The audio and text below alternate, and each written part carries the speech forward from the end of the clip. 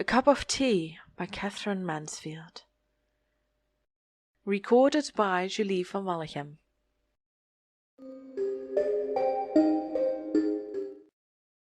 Rosemary Fell was not exactly beautiful.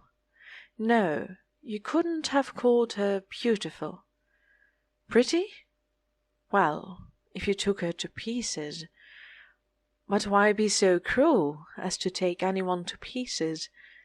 She was young, brilliant, extremely modern, exquisitely well dressed, amazingly well read in the newest of the new books, and her parties were the most delicious mixture of the really important people and artists, quaint creatures, discoveries of hers, some of them too terrifying for words, but others quite presentable and amusing. Rosemary had been married for 2 years. She had a duck of a boy. No, not Peter, Michael. And her husband absolutely adored her.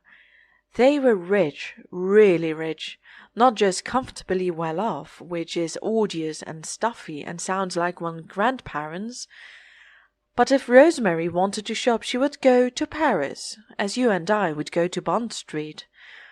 If she wanted to buy flowers, the car pulled up at that perfect shop in Regent Street, and Rosemary inside the shop just gazed in a dazzled, rather exotic way and said, "I want those, and those, and those.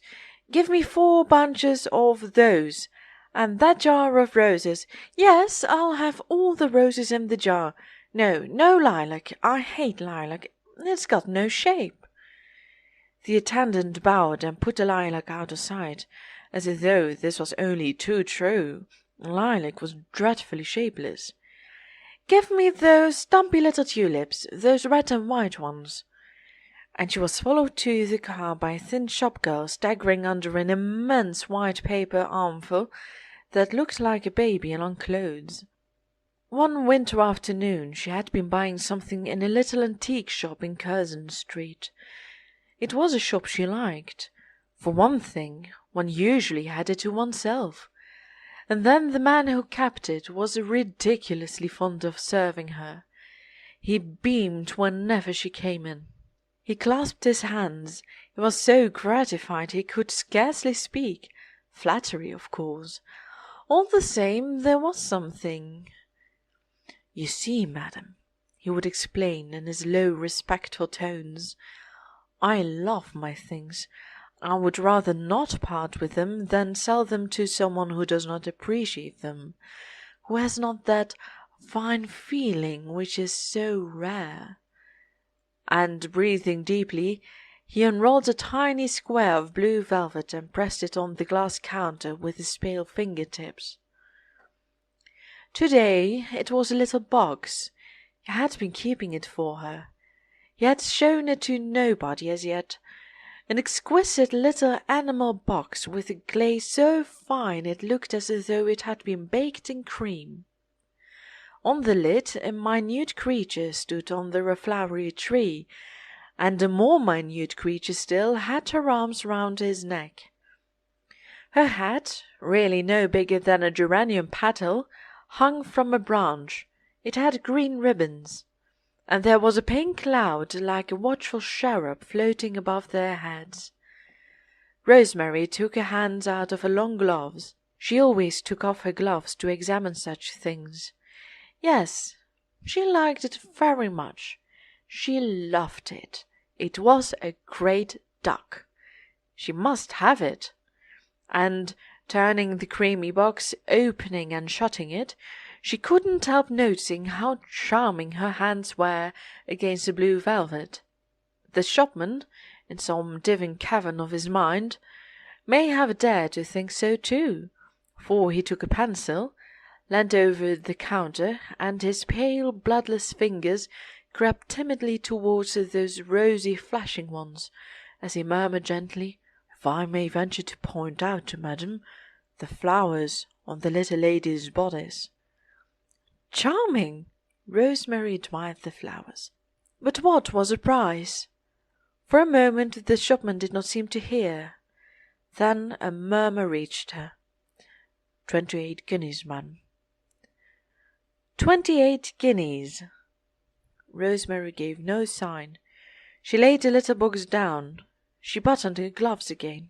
28 guineas, even if one is rich.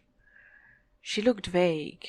She stared at a plump tea-kettle like a plump hen above the shopman's head, and her voice was dreamy as she answered, "Well, keep it for me, will you?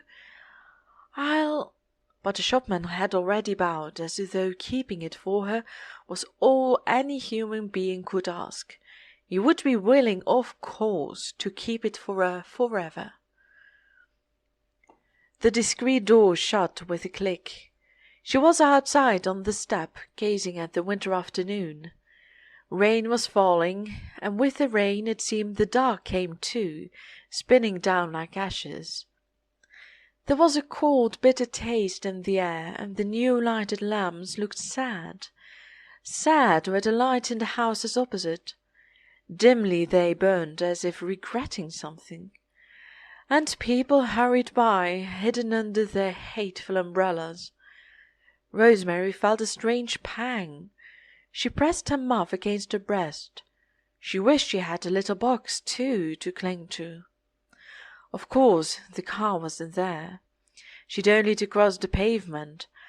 But still she waited. There are moments, horrible moments in life, when one emerges from shelter and looks out, and it's awful. One oughtn't to give way to them. One ought to go home and have an extra special tea. But at the very instant of thinking that, a young girl, thin, dark, shadowy, where had she come from, was standing at Rosemary's elbow, and a voice, like a sigh, almost like a sob, breathed, "Madam, may I speak to you a moment?" "Speak to me?" Rosemary turned. She saw a little battered creature with enormous eyes, someone quite young, no older than herself, who clutched at the coat collar with reddened hands, and shivered, as though she had just come out of the water. "Madam," stammered the voice, "would you let me have the price of a cup of tea?" "A cup of tea?" There was something simple, sincere in that voice. It wasn't in the least the voice of a beggar. "Then you have no money at all?" asked Rosemary. "None, madam," came the answer. "How extraordinary!" Rosemary peered through the dusk, and the girl gazed back at her. How more than extraordinary! And suddenly it seemed to Rosemary such an adventure. It was like something out of a novel by Dostoevsky, this meeting in the dusk. Supposing she took the girl home? Supposing she did do one of those things she was always reading about or seeing on the stage? What would happen? It would be thrilling. And she heard herself saying afterwards, to the amazement of her friends, "I simply took her home with me," as she stepped forward and said to that dim person beside her, "Come home to tea with me." The girl drew back startled. She even stopped shivering for a moment. Rosemary put out a hand and touched her arm. "I mean it," she said, smiling, and she felt how simple and kind her smile was. "Why won't you? Do come home with me now in my car and have tea." You don't mean it, madam," said the girl, and there was pain in her voice. "But I do," cried Rosemary. "I want you to please me. Come along." The girl put her fingers to her lips, and her eyes devoured Rosemary. You're not taking me to the police station?" she stammered. "The police station?" Rosemary laughed out. "Why should I be so cruel? No, I only want to make you warm, and to hear anything you care to tell me." Hungry people are easily led. The footman held the door of the car open, and a moment later they were skimming through the dusk. "There," said Rosemary. She had a feeling of triumph as she slipped her hand through the velvet strap. She could have said, "Now I've got you," as she gazed at the little captive she had netted. But of course she meant it kindly. Oh, more than kindly. She was going to prove to this girl that wonderful things did happen in life, that fairy godmothers were real, that rich people had hearts, and that women were sisters. She turned impulsively, saying, "Don't be frightened. After all, why shouldn't you come back with me? We're both women. If I'm the more fortunate, you ought to expect—" But happily at that moment, for she didn't know how the sentence was going to end, the car stopped. The bell was rung, the door opened, and with a charming, protecting, almost embracing movement, Rosemary drew the other into the hall. Warmth, softness, light, a sweet scent, all those things, so familiar to her she never even thought about them, she watched that other receive. It was fascinating. She was like the rich little girl in her nursery, with all the cupboards to open, all the boxes to unpack. Come upstairs," said Rosemary, longing to begin to be generous. "Come up to my room." And besides, she wanted to spare this poor little thing from being stared at by the servants. She decided as they mounted the stairs she would not even ring for Jean or take off her things by herself. The great thing was to be natural. "And there!" cried Rosemary again, as they reached a beautiful big bedroom with the curtains drawn, the fire leaping on her wonderful lacquer furniture, her gold cushions, and the primrose and blue rugs. The girl stood just inside the door. She seemed dazed, but Rosemary didn't mind that. "Come and sit down," she cried, dragging her big chair up to the fire, "in this comfy chair. Come and get warm. You look so dreadfully cold." "I daren't, madam," said the girl, and she edged backwards. "Oh, please," Rosemary ran forward, "you mustn't be frightened. You mustn't really. Sit down, and when I've taken off my things, we shall go into the next room and have tea and be cozy. Why are you afraid?" And gently she half pushed the thin figure into its deep cradle. But there was no answer. The girl stayed just as she had been put, with her hands by her sides and her mouth slightly open. To be quite sincere, she looked rather stupid. But Rosemary wouldn't acknowledge it. She leaned over her, saying, "Won't you take off your hat? Your pretty hair is all wet, and one is so much more comfortable without a hat, isn't one?" There was a whisper that sounded like, "Very good, madam," and the crushed hat was taken off. "And let me help you off with your coat too," said Rosemary. The girl stood up, but she held on to the chair with one hand and let Rosemary pull. It was quite an effort. The other scarcely helped her at all. She seemed to stagger like a child, and the thought came and went through Rosemary's mind that if people wanted helping they must respond a little, just a little, otherwise it became very difficult indeed. And what was she to do with the coat now? She left it on the floor, and the hat too. She was just going to take a cigarette off the mantelpiece when the girl said quickly, but so lightly and strangely, I'm very sorry, madam, but I'm going to faint. I shall go off, madam, if I don't have something." "Good heavens, how thoughtless I am!" Rosemary rushed to the bell. "Tea! Tea at once, and some brandy immediately!" The maid was gone again, but the girl almost cried out, "No, I don't want no brandy. I never drink brandy. It's a cup of tea I want, madam." And she burst into tears. It was a terrible and fascinating moment. Rosemary knelt beside her chair. "Don't cry, poor little thing," she said. "Don't cry." She gave the other her lace handkerchief.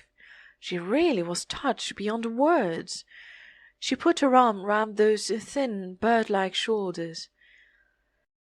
Now at last the other forgot to be shy, forgot everything except that they were both women, and gasped out, "I can't go on no longer like this. I can't bear it. I shall do away with myself. I can't bear no more." "You shan't have to. I'll look after you. Don't cry any more. Don't you see what a good thing it was that you met me?